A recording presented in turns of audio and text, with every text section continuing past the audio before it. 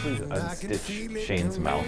Yeah, you can talk now. I forgot everything I was gonna say.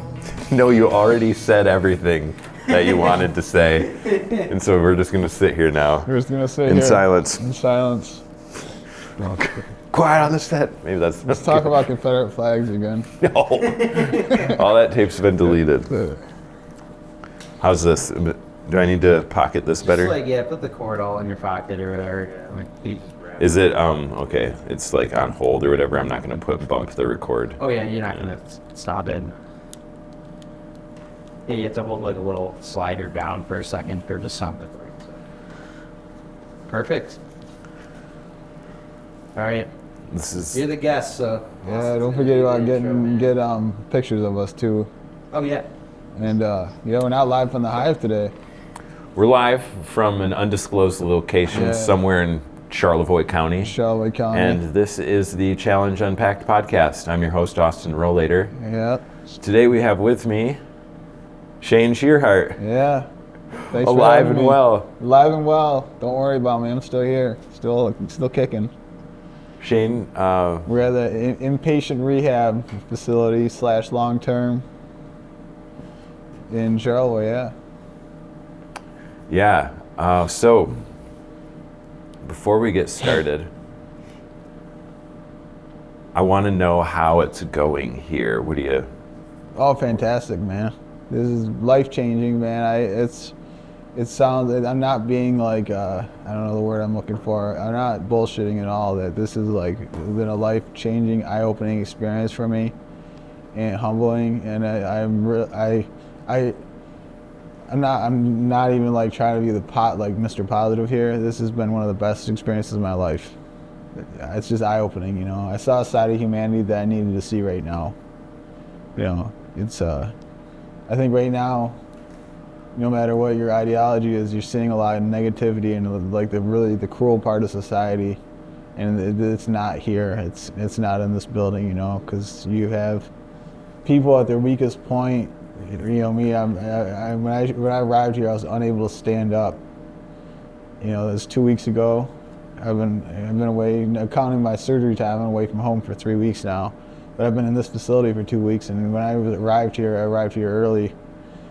And we can get to that later about insurance companies and hospitals and the medical system. But I wasn't able to even not just walk, but stand up when I got here. And now I'm walking freely without a walker. I'm walking all over the place with a walker, but I'm able to walk with the physical therapy staff, who's amazing here, without a walker. But just like, there's people here that are it's a long-term facility too, so there's people here that have been here for years, and you know, they're positive, they're happy people, and they keep, you know, it's crazy to see that, you know, how they see the bright side of life. So it's just been really humbling being here, and the staff that works here, everybody's so great. And since I've been at the hospital, you know, you have your nurses. I just found out the difference between nurses and CNAs and all these people, the staff. I've asked almost all the CNAs and nurses, physical therapists, occupational therapists. I've taken the time to ask all of them, like, why did you do this? You know, why? Because I'm the constant podcaster. I'm always questioning people. So I asked them all the same question, like, what made you get this job? What made you want to do this for a living? I've had one person so far mention anything about the pay or the schedule, because they don't get paid that much, and the schedule's terrible. They're working 12-hour shifts. You know, they're staggered shifts. It's really, they all wanted to help somebody, and just the fact there's this many people in the world that want to help people is just really, it's awesome to see. So we're at February 8th. February 8th, yeah. 2026. What were you doing a year ago today? A year ago today, my life was, I was going to work. Where were you working? Painting houses, what I've been doing for years. And I was working out, I was running a lot probably in the wintertime. You know, I ride bikes. Everybody watch this, you know, podcast knows I ride bikes. I used to compete in endurance races on bikes. Can you get back to February 8th last year? Like, what were you doing on February 8th last year? It probably, I don't know, it would have been a Saturday. I mean, it would have been, probably went out for a run, I worked out at home, I'd lift weights and stuff, and I was really dedicated to those things. And that was like, that February 8th last year was still, I was like, my decline of my cognitive and mobile functions kind of was really exponentially increasing at that point. So February 8th last year, I had a pretty bad limp. My motor skills, I'm starting to notice that my motor skills are starting to disappear. I'm having trouble buttoning flannel shirts and, using my hands to do small, projects with my hands, screwdrivers, things like that, So that was really, it started probably 2 years ago, but by February 8th last year, I had foot drop. But I was also going to the doctors at the same time, telling them I had these issues, and they're telling me nothing's wrong, or misdiagnosing them as minor issues, and they had not yet made the neurological connection between everything. So. Okay, so we went back 1 year. How about back 2 years to February 8th? Oh, I'm like fully functional. I'm starting to. Actually, February 8th 2 years ago was because today's the Super Bowl, and 2 years ago, Super Bowl day is the day that we found out my mom had cancer and that she was dying. So that's 2 years ago where I was at. And I went for a bike ride. That was the day my mom was sick and she wouldn't get out of bed for like 3 weeks, and my dad was very concerned, and I was actually the one that convinced her to go to the hospital that day. We got in the emergency room, and I remember that day I went for about I convinced her to go, and while I was waiting for her to get ready to go to the hospital, I went for like a 30-mile bike ride. So I was around, because we didn't have any snow that year, so I was on my bike, and so that's where I was 2 years ago. I don't know if it was exactly the 8th, but it was the day of the Super Bowl. And your bike ride that you went on was a totally normal bike ride? Yeah, it was just normal. I was fine then. There were small things starting to come through. At that point, the symptoms had started probably a year prior to that even. So that's been going on. I was having these fainting spells, and I had like a small limp maybe, but it wasn't really. It was very minor. So, do you need some water, or is that okay? No, this is fine. Move it right now. So what was the first time looking back where you realized that something wasn't right? It started years ago. A few years ago, I started having these fainting spells.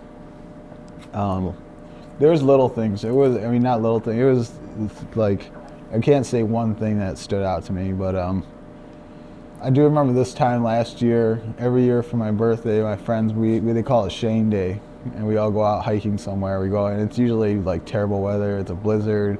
We go out to like Antrim Creek Natural Area a lot of times. We go hiking, and we go out there and drink beer in the woods and stuff, walk around, and it's me making my friends go outside and experience something terrible, because that's what I like to do. My hobby has always been to like put myself in. I like to struggle. I like to struggle, What's your birthday? It's the 15th. February 15th. 15th, yeah. Okay, so you have it coming up. Okay, so last year on Shane Day, we were out. We went to Antrim Creek Natural Area. We walked out down the trail, walked out on the ice on Lake Michigan, walked around, came back, and then I noticed I was having a tough time like walking through, and I was having a tough time keeping up with everybody else, which I was, I trained constantly for riding bikes and running, so. Like I was in pretty good shape, and I was falling behind everybody, which was very unusual. And then my friends that own King Orchards in Central Lake, great place. They have a frostbite trail, which ran between there and Cellar 1914, and then they have a groomed snowshoe path. And my friend Jack had organized it, so we took that groomed snowshoe track. We got our snowshoes on, but he also groomed a little bit off the trail, and we had to go through some deep snow and stuff, and he did it for me because he knew I liked to do that. I wanted it to be as miserable as possible. I like type 2 type of fun, where in the moment it's terrible, but afterwards you look back and you're like, oh, that was a lot of fun. That's my favorite type of fun. But we're doing that, and I was having a tough time with the snowshoes. I couldn't lift my foot up, and I had noticed I had been having these fainting spells. And, so when you couldn't lift your foot up out of the snow, that was when something was wrong. Like it went from like, oh, that's weird, to like, okay, now I feel immobilized. Yeah, I should be in the best shape. I should be way ahead. I should be leading the pack, you know, and I'm falling way behind, you know. But there have been little things before, like buttoning buttons I had noticed, and like these other things, but I just... How did it feel the first time you put on a shirt and you couldn't button all the buttons up? It was weird. I didn't know what was going on. But I had, at the same time, I'm going to the doctors, and it's like, you're, you know, I'm telling them something. They're doing tests and stuff, and they're like, hey, you know, everything's fine. We don't find anything. So that's the scariest part. When I found out what's going on, and they're like, hey, you got this neurological issues, you have this neurological disorder, you have all this nerve damage in your neck, that was relief, finding that out. It was those months and year prior to that when they're trying to figure that all. It's like they're putting together a puzzle, you know, and they take all these random things that are going on. It took a nurse practitioner that I saw because my doctor was on vacation, that saw all these symptoms and kind of put it together like a puzzle and says, I think you have a neurological disorder. I think this is a neurological thing. And she's the one that kind of expedited the process.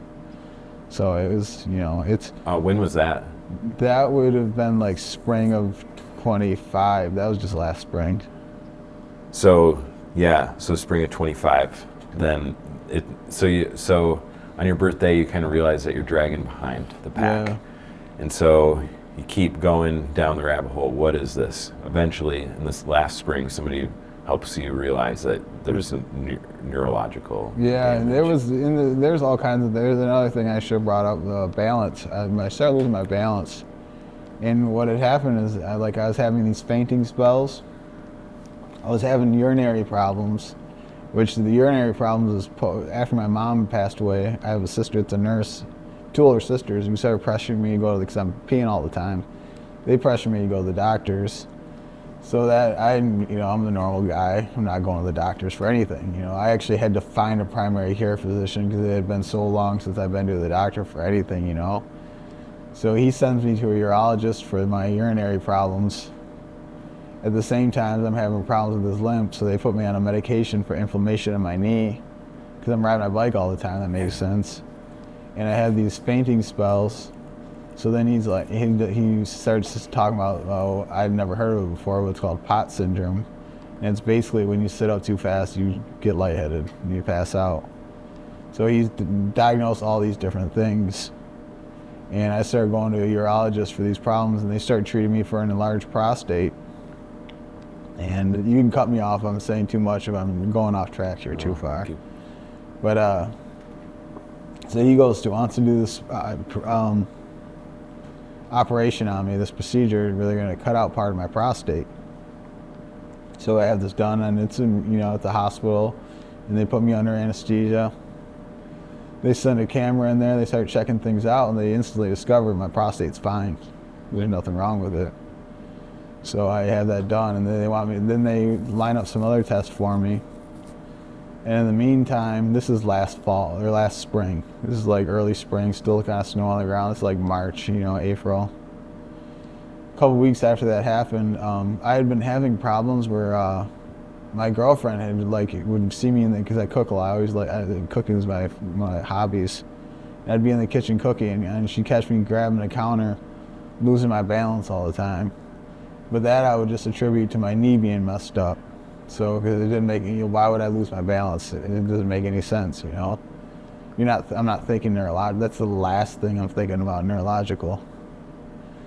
So I'm having these issues, and then focus, a lot of problems focusing on things. My eyes see double vision, getting blurry vision, but once again, I'm not connecting all these dots. They're just all these random issues I'm having. And I'm just in my 40s now. I just turned 40 the year before, so I'm just getting old, Been rough on my body. I don't know what's going on. And at one point after that procedure, I woke up one morning and my limp got really bad. I'm having trouble focusing. I feel like I'm going crazy. I'm getting this double vision. My balance was terrible. I could barely stand up, and it was really flaring up. It was way worse than anything it had been. And I'm going to my regular doctor's office. They bring me in there. The doctor says, you have these urinary tract problems. It's probably a UTI, because UTIs can cause you to be delusional a little bit, apparently. I didn't know this about that. The UTI can cause you they mess with your mind apparently because the infection gets into your bloodstream or whatever. And I don't know. I'm not a doctor. So he gives me a test, finds out it's not a UTI. He then tells me you gotta go to the emergency room and you should take an ambulance. And I was like, don't worry, because I'm a guy. I got someone to drive me. Don't worry. Well, I drive myself to the emergency room, and I don't tell my family or anything because I don't know what's going on. I'm scared. I don't know. They're telling me nothing's wrong, at this point. I'm not really talking to anybody about my issues because I have nothing to talk about because at this point doctors are telling me I'm fine. Show up at the hospital and they do CAT scans. They're doing x-rays on my leg. They're doing x-rays on my back. They're doing blood work, all the normal stuff. And it's a younger doctor in the ER. Comes out and he's like, all your tests, and they're worried about me at the hospital. I have like the nurses are helping me walk and stuff, and I'm like having a really tough time balancing. And they do all these tests and they get the results, and they say, yeah, you're fine, you go home. I mean, we didn't find anything in your tests. So I thought it's all in my head at this point. I'm just like, I'm scared because it's all in my head. I don't know what's going on. And so I get sent home, and probably within the next two weeks, I had that limp that I had went from, and it kind of got better the next day. Like everything didn't flare up. I still was having all these issues, like with the buttons, had the limp, had the focusing problem, but it kind of went away a little bit. It was just flaring up really bad that day. I went to the ER, and probably 2 weeks later, I lost a lot of use of my left arm, and the limp got really bad. And I called my doctor again. They said, all right, come back in. I think they're getting annoyed at me at this point. I think I'm just worried, I'm making stuff up at this point. And I go in, and my doctor happened to be on vacation, the same doctor that kept misdiagnosing me, which I can't blame him too much because he doesn't know what's going on. They can only do so much. I've learned that doctors are restricted with what they can send you in for tests because it's insurance companies, what the insurance companies will pay for, You have to show XYZ symptoms. You want to get that test, they're not going to pay for that MRI for no reason, it's an expensive test, so you better show some symptoms. So when I come in to see my doctor, happened to be out of town, and I see this nurse practitioner, and she has the results from me going to the ER visit, She starts going over all the test results. She's like, everything looks fine. And I start going, and then she gets on her cell phone.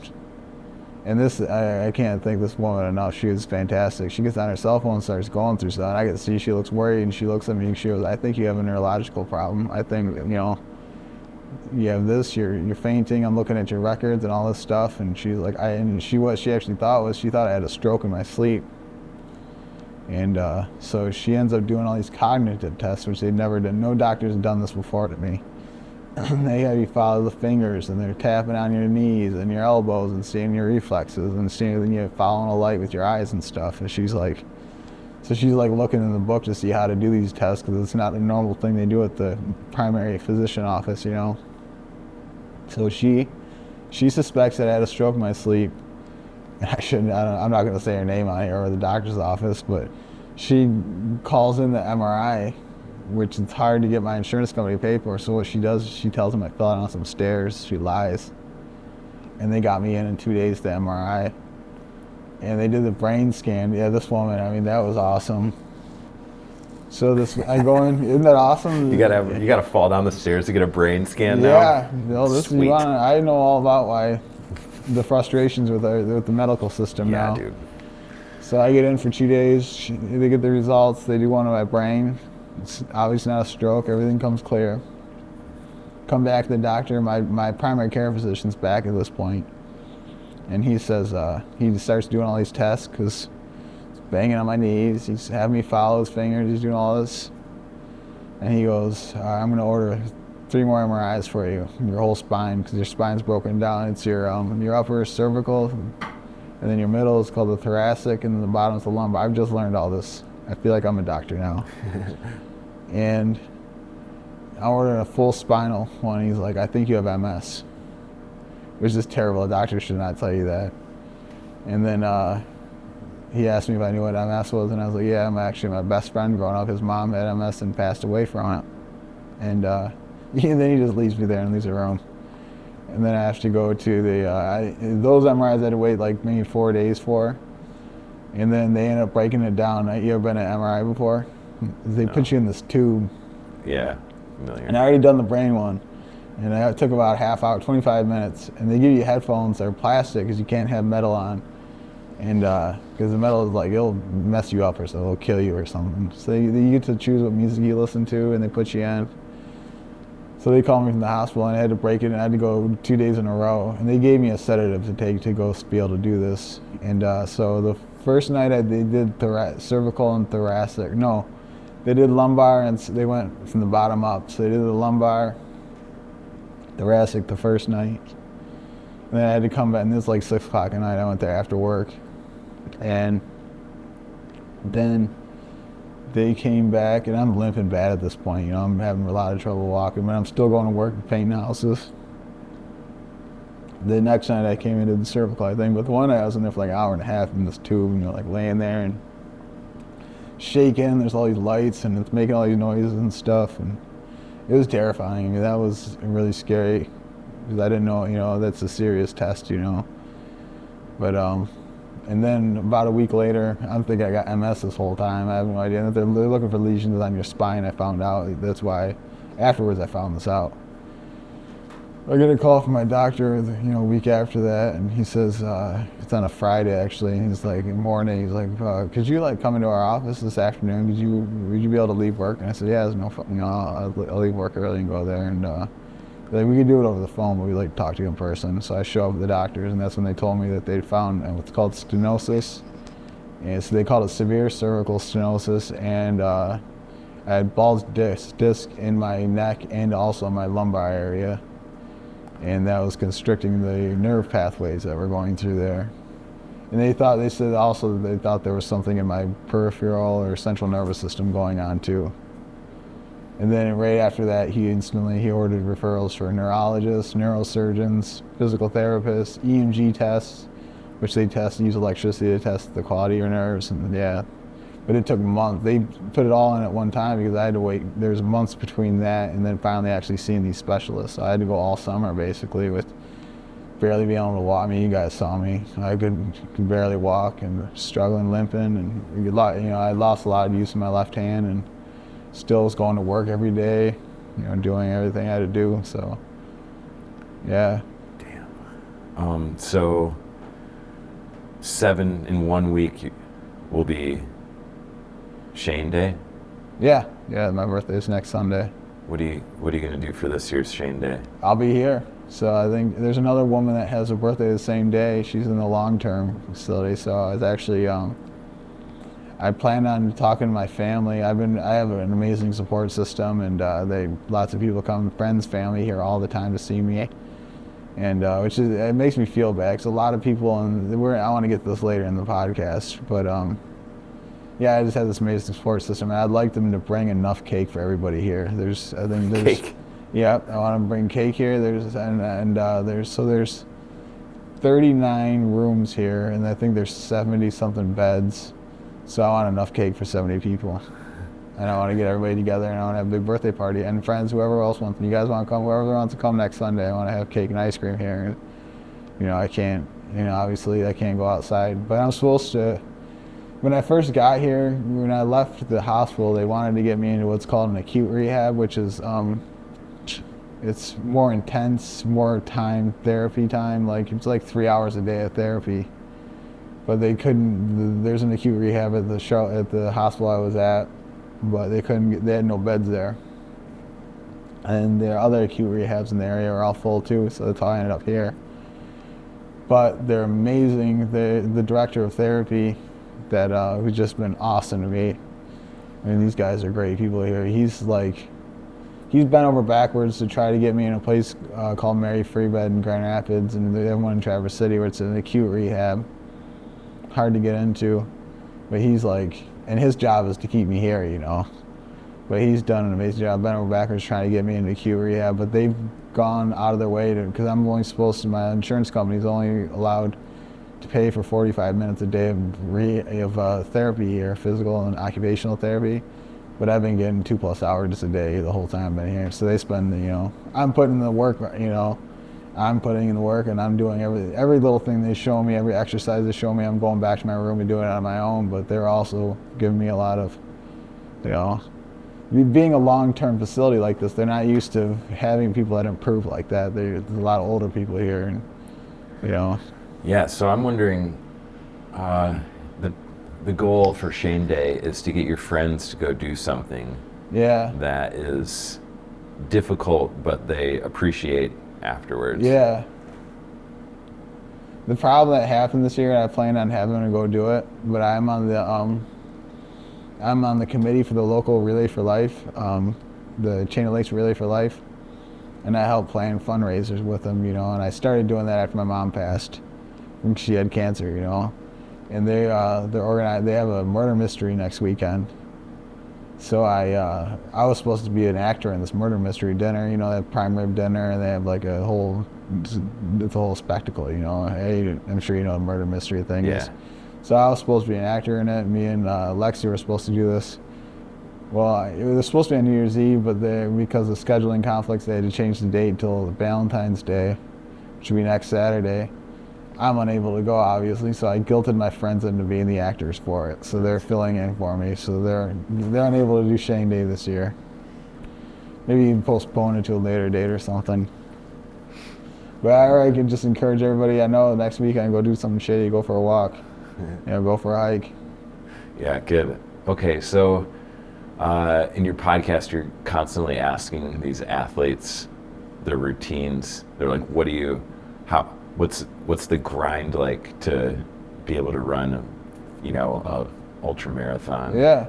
So what's the grind like for you now, just trying to walk? Here, can I get a glass of water? We need to get some water. Get some dry mouth. Yeah.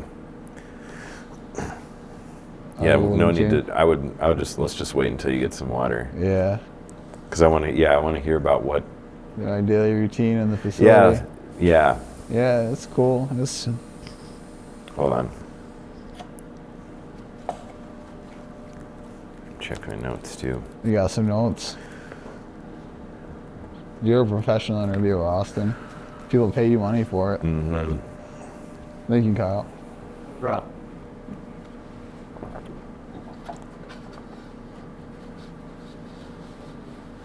I'm on a heavy water and coffee diet here.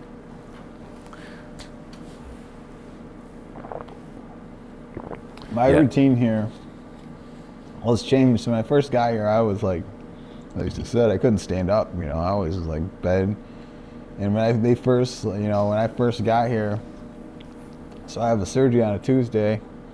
The following day, they say, you're on this floor and you have this nurse, you have a care team, So you got your surgeon who's coming to check on you and the progress. And then prior to my surgery, when I had the consult, the surgeon tells me, we think you got something going on with the nerve damage, but I think there's something else going on in your nervous system. Some kind of nervous system disease. I don't know what's going on. We have the EMG test showed I had a bunch of demyelinating nerves, which means the myelin sheath around my nerves are like being eaten away, and which they grow back eventually. They do grow back. It takes like a centimeter per month or something. They go back. So he says, your surgery is going to fix something, but it's not going to fix everything. We don't know what's going to fix. We don't even know. We hope it doesn't make it worse. But he goes, one thing for sure is you're not going to get any better unless we do the surgery, because your nerves are being constricted right now, and you got to open up those pathways so there's any correction at all that needs to happen first. So he's telling me, you go to the surgery, you're going to be in the hospital for 3 to 5 days, then you're going to go home and you're going to have outpatient physical therapy for a month. You'll be all good. So it comes to surgery day. I'm in the pre-op room with Lexi. Surgeon comes in to talk to me before I go under. He says, I ask him, am I going to be able to walk afterwards? What am I going to be able to expect? He goes, well, you walked in here. Your walk is bad. Your gait is terrible. You're going to walk at least that good. At least that well. You're going to be able to walk at least that well. Come post-surgery, I'll get to the, as I'm trailing off, but I'm gonna get to the daily routine because my daily routine's changed over time. Mm-hmm. So, the post-op, you guys have, when you have a surgery and you come out from anesthesia, you don't know what's going on. When I was younger, I was like 20, I had my appendix taken out in like an emergency scenario. You had your appendix taken out, Kyle. You know, when you wake up, you're like, where am I? What just happened? Yeah. So I woke up like that, and when that happened to my appendix, I was like in my room, and my family's like sitting there, and I was like, where am I? Why am I in this bed? And these tubes sticking out my arm. Well, this time it happened, I'm in like, still in the surgical area, and I wake up and the doctor's there, and he's like, you got good news, you got bad news. Your stenosis and your spinal damage, your vertebrae were way worse than the imaging showed from the MRI. And your recovery is going to be a little more difficult because of this. Your vertebrae you could wiggle it around. But we think it corrected a lot more than we initially thought. We think it helped a lot more than we initially thought it was going to help. So I go back to the room, and that's when I realized shortly after that, like, I can't walk. I literally can. They tried like standing me up with a walker, and that day they just let me rest, and I just laid in bed, and they got me hooked up to the IVs with going on the pain medications and stuff, which I had said before I went in there because I'm just an idiot. I was like, I'm not taking the pain pills. I'm not going to take any of the medications. I'll get some weed gummies. I'm going all natural. I quickly found out that was not the case. This is the worst pain. I mean, they had an incision in the back, and I have a bad incision in my neck. I mean, and they tore the muscle. It hurts. It's still, the pain's gone. I'm weaning myself off the pain medications already because the pain is dissipating quite a bit, and that's my number one. I'm not going to say number one goals. It's my top 5 goals has been, I got to get off this pain medication as soon as possible. I don't want to be tied down to this, But anyway, so I wake up, I can't use my left arm. Now I can't use it at all. Like, it's not from, like, I'd lost a lot of muscle and a lot of strength and mobility with it. After surgery, I couldn't use it at all. Couldn't walk, couldn't stand up. I can't remember what it's called, but I was fortunate enough, my sister's in Chicago, and she came up for the whole week while I was in the hospital, and she was like, she's a nurse, she's an RN, so she's like my advocate, like making it happen for me. And she got a neurologist to come see me because they were going to make me leave the hospital first and then come back to see a neurologist, and she like got the guy to come in while I was there, and she's making it happen for me. So the following day, physical therapist from the hospital, surgeon comes in, he's like pushing on my foot, checking my foot drop, checking my hands, squeezing on his hands, and he's like, oh, there's actually improvement. He's like surprised, like, you're gaining way more strength than I thought you were going to gain in a day. Physical and occupational therapists come in, they try to get me to stand up. I can't stand up at all. My heart, I can't remember the name of it, but your blood pressure drops and then you're gonna pass out, so unable to stand up at all. And they're like, then the attending physician who's on that floor comes in and talks to me, and he's like, you're gonna be here, that's a Wednesday, the day after my surgery. He's like, you're gonna be here until at least Monday next week. Thursday they come in and then they're like, you're gonna have to go to inpatient rehab, and we're gonna find you. We have one here. Maybe we got some beds opening up. We're gonna try to get you in our acute inpatient rehab. We're gonna get you walking again. We're gonna get everything going. Then the following day, Thursday, they come in and tell me, your insurance company wants you out of here tomorrow, so you gotta be out of here Friday, and we have no beds for you. So you have Alpena or you can go to Charlevoix. So I chose Charlevoix to come here. They're both the same subacute rehabs, so it didn't really matter. Why do you think this happened to you? What's that? Why do you think this happened to you? Why do I think this happened to me? Yeah. Why not? Why wouldn't it happen to me? I'm not special. It could happen to you. It could happen to Kyle. It could happen to any of us. Yeah, well, why? Why did it happen to you? I don't know. When my mom was sick, this is weird. I'm the ultimate skeptic. I'm not religious. I don't get into like the voodoo universe or, the stars align. Like I'm a skeptic about anything. Everything. I just started believing in aliens about 2 years ago. Because I'm just the ultimate, I don't believe in anything. I always joke, I don't even believe in myself. I don't believe in anything. But when my mom was sick, and I was a mama's boy, and I was close to her, and I have this sister she's got 2 master's degrees. She's very intelligent. She's very like straight edge and responsible, and just got her shit together. I have another sister who is literally a registered nurse and knows the medical system, and she's also very responsible. And there's me. I've always been kind of I'm eccentric. I'm different. And when she was sick, she didn't want anybody going to the doctors. Back in the actual appointments with her, except for me. She made me go with her.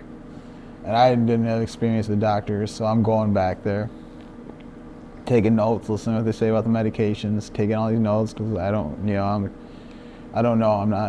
any of this stuff. So I'm having to take notes and learn. I'm learning as I go with her. And my mom was like, she had fun. We're stealing pens from the doctor's clinic. She never cried the whole time. I sat in the room with her when the doctor told her, you got. At first, the first appointment, we show up, and I think we're going to talk about like whatever, and then the doctor sits there and tells her you got about 6 months to live. And she laughed the whole time, she's joking with the doctor, and I'm sitting there like oh my God, my mom's dying, But I can't show it in front of her. I can't cry in front of her.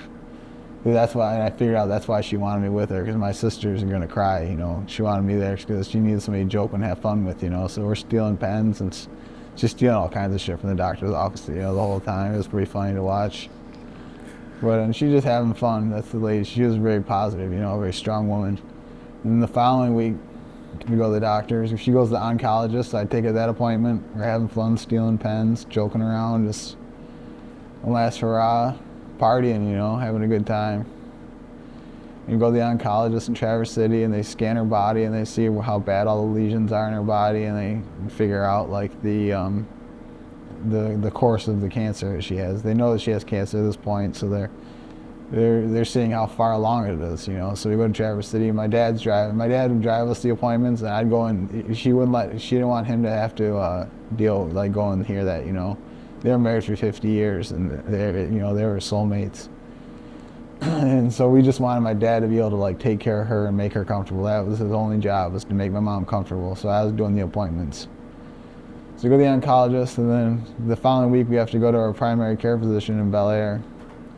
And I thought we were going to talk about our pain meds, which we did. We were back in the room. Doctor says, well, I got the results from the oncologist. You got about 2 weeks to live. We thought she had 6 weeks to a month, a year. So she said, I'm very long-winded about these stories. But, so we find that out, and I'm sitting there freaked out. Oh my God, my mom's going to die in 2 weeks. And at this point, my parents were supposed to have gone to Hawaii for a vacation. It's the last state they had not been to. They had been to every other state together. And my whole family's going to Hawaii, and I'm not going, and Lexi and I are not going. I just didn't want to go to Hawaii. And but then she wasn't able to go. Obviously, she had cancer. So Lexi's going in her place. And they're still planning to go to Hawaii because my mom wants them to go to Hawaii still because she's got a year to live. She wants them still to go on this vacation and everything. So I find out she's got 2 weeks to live. I got to not only sit in the room with her while the doctor's telling, I just want to start crying. But I can't because I got to continue to make jokes with her. And she's flirting with the doctor, this very handsome doctor, She was just a character like that, And she just positive, she always had that positive attitude, and she was able to joke her way through everything, And so we leave that room, and I have to get on the phone with my sisters and say, all right, you're not going to Hawaii now. She got 2 weeks to live. And I don't know how I did it. I had to look back, and it's like the mom that picks the car up that's on the baby. I don't know how I did this looking back. But I get to the point now that we left there. I'm distraught. I left work to go to the doctor's appointment, and I'm working at a painting house close by, so I just needed something to do, and I'd be working by myself, so I went back to work and worked for a few hours that day, and then I came back to my parents. I stopped at my parents' house on my way home, and she had fallen asleep, and I sat down next to her, on the floor next to her bed, and she wakes up a little bit, and she reaches down, and she holds my hand, and I was like, Mom, how you doing? How's everything feeling? I'll never forget this. This is one of the most profound moments of my entire life. She says, I feel good. It feels good to not have to worry about anything anymore. she didn't have to pay bills anymore. She's done. You know, she's no responsibilities anymore. And this is the most important thing that anybody's ever said to me. She said, it took me a while to get to this. She says, at first when this happened, I thought, why me? Now I think, why not me? And so I've kind of carried that as my mantra the whole life, my mantra or whatever you say, my whole life now with everything I do. You know, when Kyle and Jeremy first brought up the idea of the podcast, you know, and this whole podcast started, it's like, why would I do a podcast? Then why not me? Other people do it. Why can't I do that? You know, and I know you, Austin, because you cover our village council meetings. You know, I'm on the local government, I'm part of the local government. When I was first asked to be part of that and ran in the election there, why would I do that? I have no experience doing this. I don't know anything about this. But then I just had to flip it to, why not me? And so when it comes to this, I've spent zero time being like, why me, poor me? I'm not special, why not me? Why wouldn't this happen to me?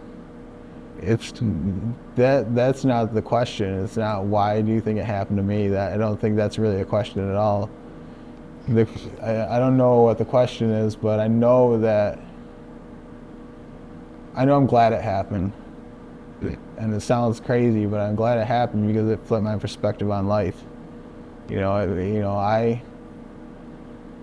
don't.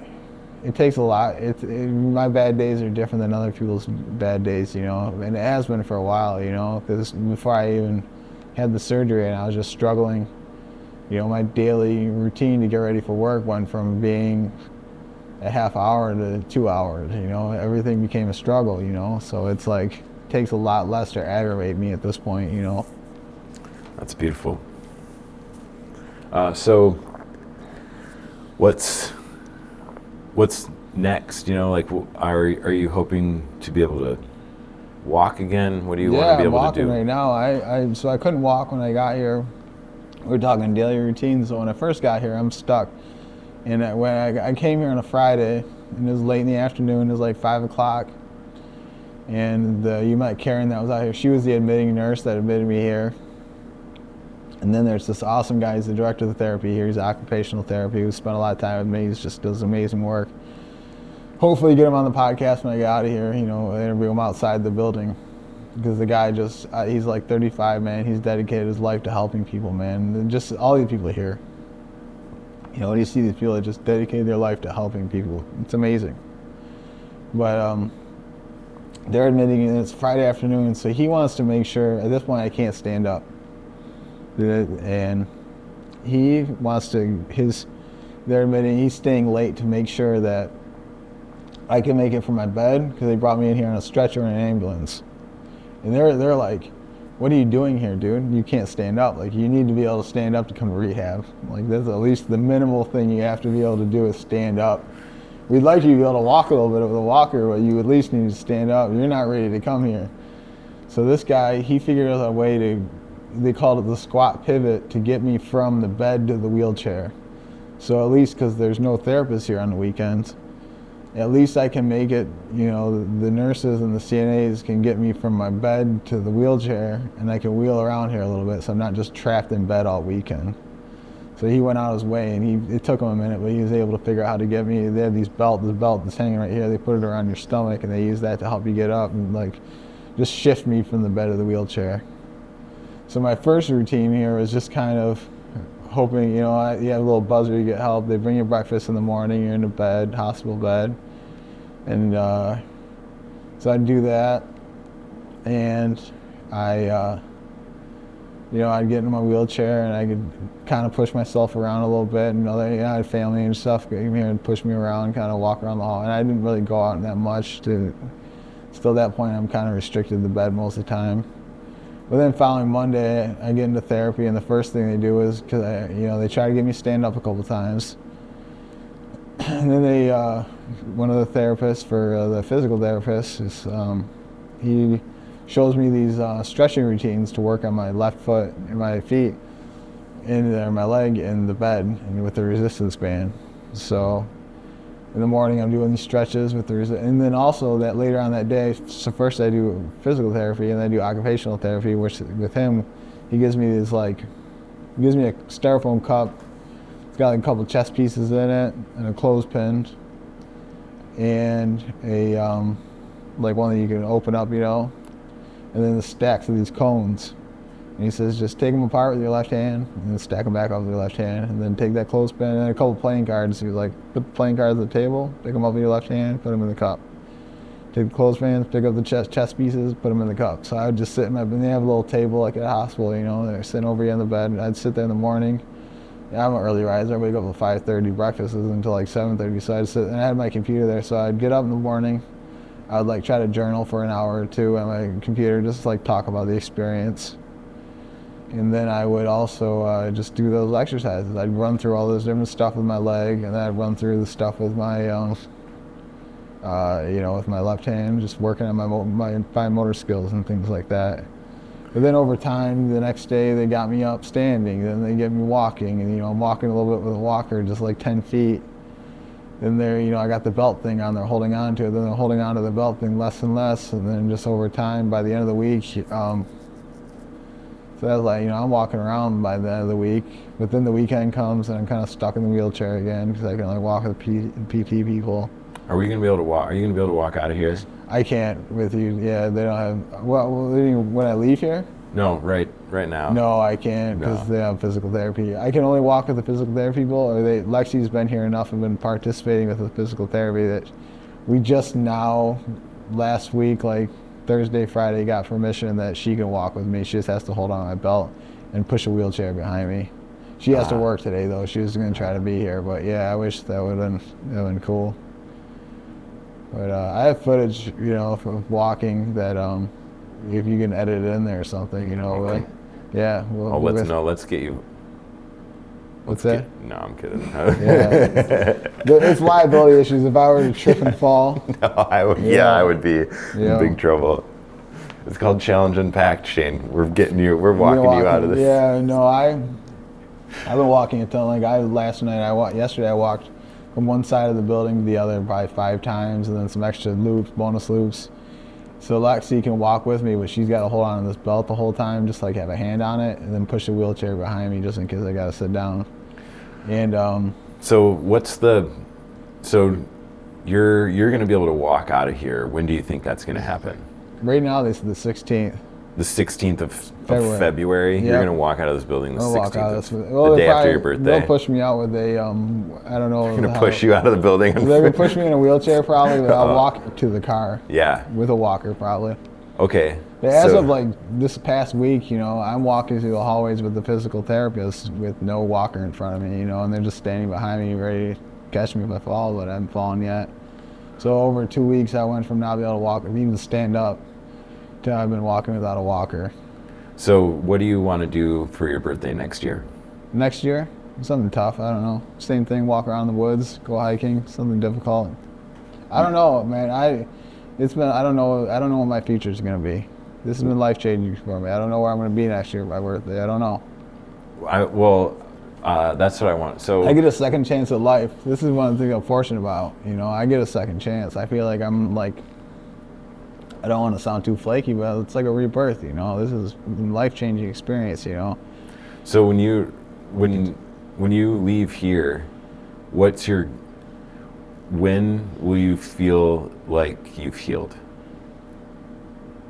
Where's the finish line? I don't know. They don't as of right now with my, I just went and saw a neurosurgeon. I had an appointment Friday. There I'm excelling. I had an assessment for my physical therapy. And that's the thing is they're still trying to get me in an acute therapy for like another week, just even to spend a week there just to get 3 hours a day because it's going to bring me that much further. Because the plan is when I get out of here, I'll have like in-home physical therapy for like a couple weeks, and then they'll move me to outpatient. I'm going to like a specialized I don't know the name of it, it's a specialized neurological physical therapy in Traverse City, but for outpatient. But so maybe this week I might get moved to an acute physical therapy somewhere just for a few days or a week or something, just to get some extra time and to move the process along so much further. But right now they don't know they don't know where the finish line is. They don't know how much I'm going to regain. I don't feel like I'm near the finish line right now. I feel like inside me, I feel like the finish line is still far away, but as of like physical therapy or like the results from the surgery, tomorrow could be like it. You know, it could be like, oh, this is all you're getting back. You're still going to have to use the cane the rest of your life. I don't think that's the case. Inside me, I feel like I got a long ways to go, you know, and it's like, what's motivated me so far and made me progress so fast, and like, obviously I have the motivation. I want to get home. I want to go see my dogs. I want to get out of this place. You know, the people here are very nice, but I don't want to spend the rest of, you know, I'm over being away from home, you know. But the biggest motivating factor is like the last couple of years since the decline of my mobile functions and my cognitive functions. It's like someone else has been steering the ship, you know. I've not been in control, someone else is in control. You know, I get a lot of shaking, I have problems with tremors, not being able to walk, losing the function of my life, my mobile skills, so it's like I'm not steering the ship. But through having the surgery and giving me that relief in my nervous system, and physical therapy, who's given me a taste now of what it's like to be in control again, like feeling like I'm steering the ship, like I feel like I got a long ways to go to steer the ship. It's going to take me a minute. So I don't know how long that recovery process is going to take. I don't know where it's going to take me. But I'm just going to keep doing it until I find that finish line. So I don't know what the future's going to be. I feel like they all seem positive. I'll get a lot of function back. And I feel it's like it's exponentially happening right now where I'm regaining strength and function. Eventually it's going to plateau though, and it's going to be like a slow crawl, but right now it's exponentially happening very quick. Do you think you'll ride a bike again? I think so, yeah. You think you'll do the Margie Giesig? Maybe. I never really wanted to do that. I have said though, since this happened, if I can get back, I'll run a marathon. I never run a marathon before. I will never take advantage, and I don't think I did before, take advantage of my ability to walk again and use my legs.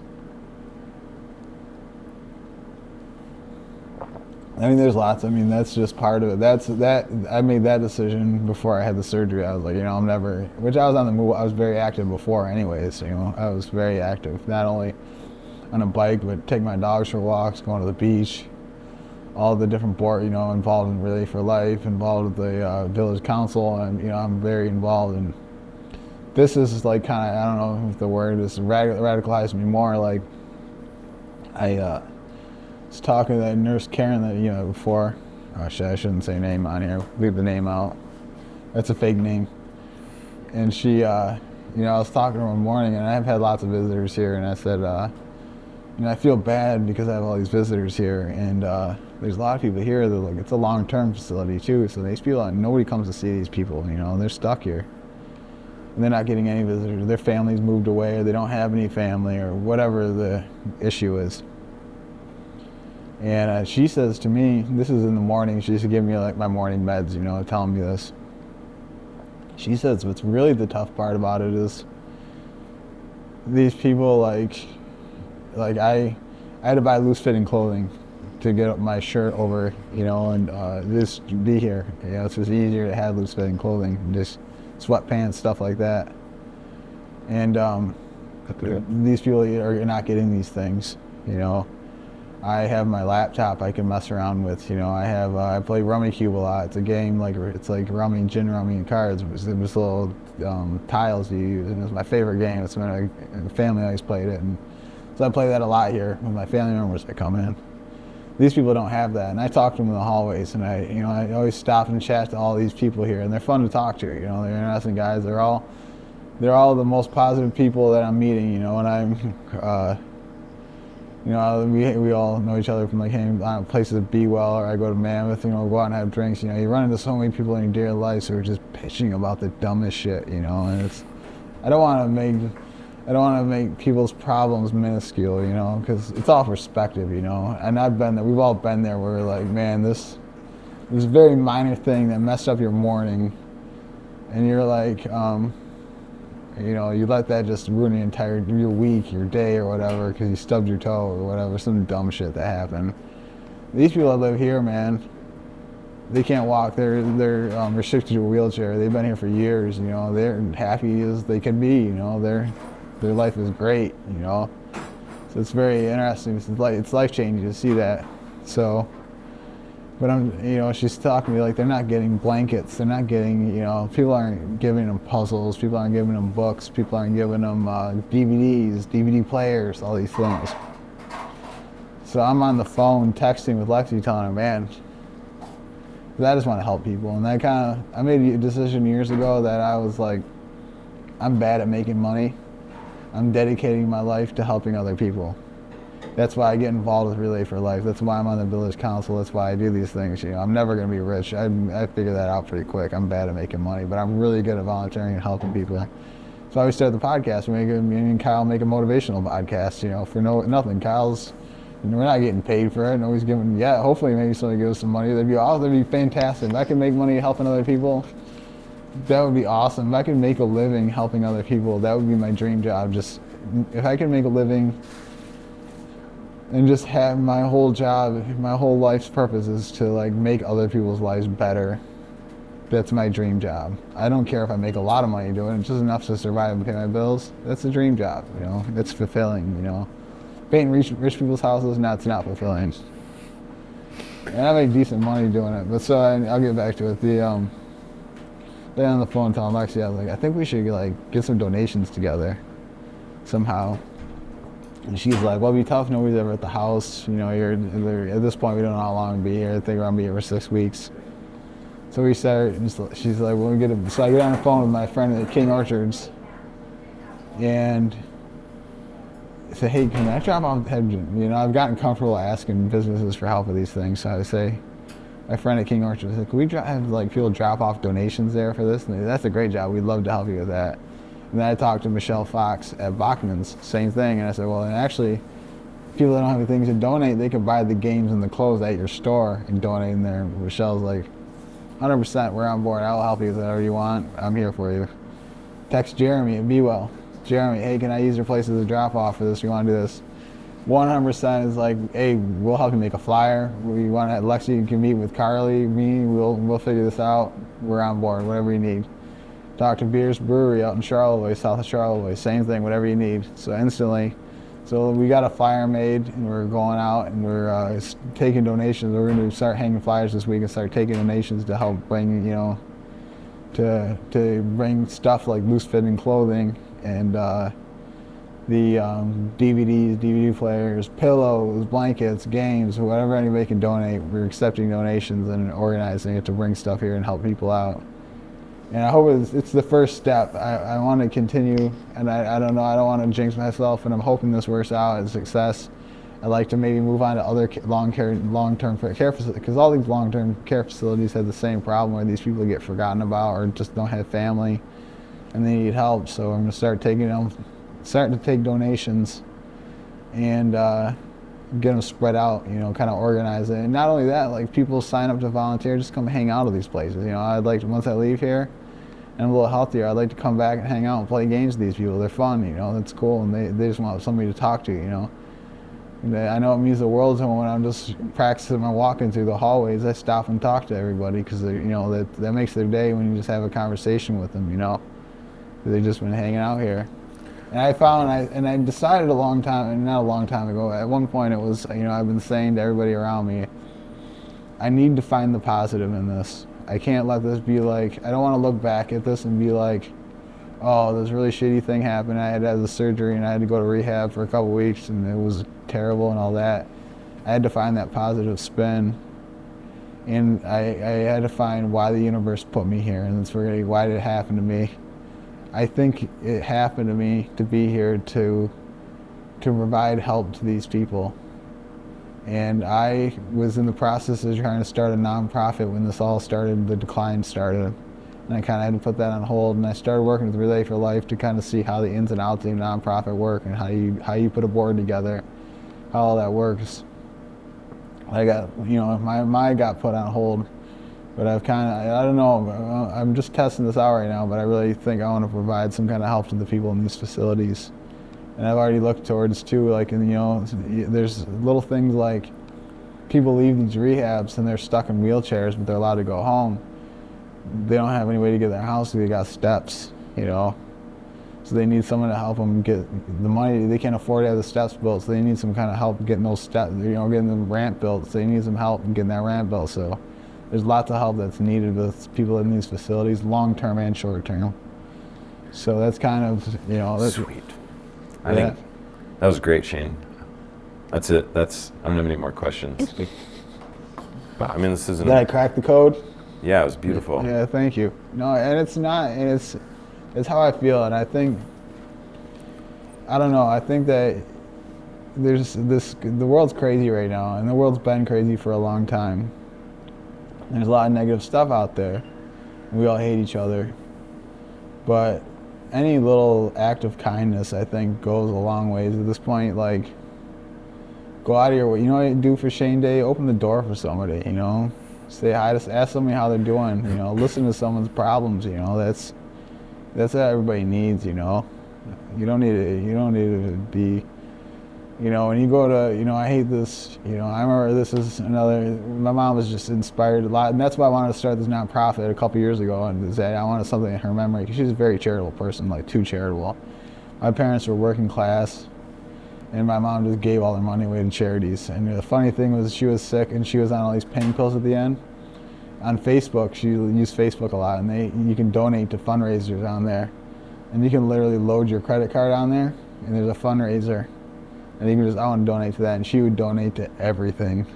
Any fundraiser, because it'd be like birthday fundraisers, like support this, the local Humane Society or whatever for my birthday. You can choose charities, and she'd donate to all of them.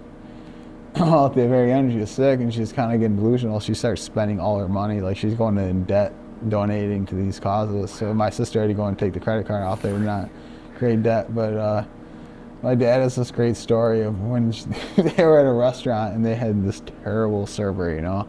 They had this waitress who was just doing a terrible, you know, they just had bad service. It happens at a restaurant. And this is the thing that, you know, and this is, like in our society, like there's no other job that you have where your daily pay, your daily, what you're making that day is judged by what, you know, how well you're doing your job, you know. It's a terrible system. So she goes there, and this lady's obviously having a bad day, whatever, and does terrible service, and my mom's reaction was, she looks like she's having a really tough time, and left her a $100 tip for like a $25 bill. Wow. And she didn't have $100 to be giving, like they're blue collar, they shouldn't be giving out. One time she gave a vehicle away to one person, you know, somebody that was in need one time, and yeah, she didn't have those, you know, those resources, but she always did. So it's kind of where I'm coming from with everything. It's everything she displayed to me, and that, you know, that you gotta understand that people are going through tough time, and you don't know what people are going through in their everyday life, and you know, you just need kindness, man. Yeah. Cool. We gotta let them be in here. It's yeah. Like people, you know, swarming around. It was a good podcast. Yeah, that was great. Yeah, thank you. Let's. Thanks for being on our podcast, Shane. Yeah, thanks for having me. Thanks for doing this, Austin. It was fun. I'm so glad. I can feel